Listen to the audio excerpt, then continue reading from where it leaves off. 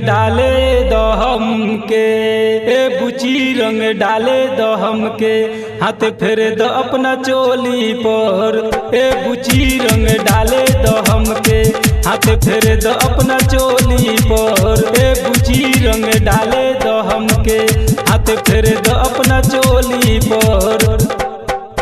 ए बुची रंग डाले दहम के, हाथ फेर द अपना चोली पर। ए बुची रंग डाले दहम के, हाथ फेर द अपना चोली पर। हो तनी सारा रा बोला, चोली धीरे धीरे खोला, अभी ढोरी पर तू मल दहो। कहतानी जवन कल हथवा से तनी मल, पिचकारी तू पकड़ लो। मानिलो बात आज रंग दुनु पाला, गवा जवार में होई भले हाला। कमर हिलाओ तनी कुटी पर।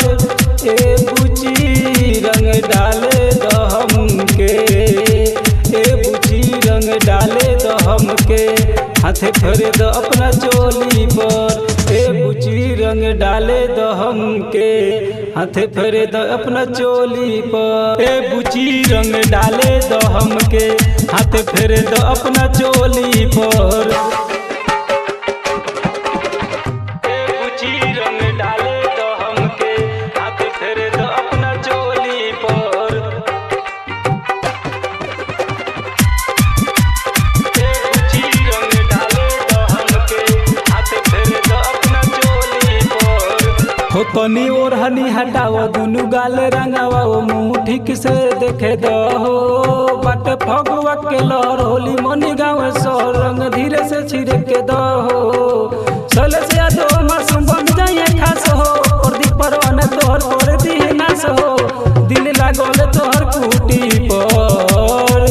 ए बुची रंग डाले दहम के, ए बुची रंग डाले दहम के, हाथ फेरे द अपना चोली पर। ए बुची रंग डाले दहम के।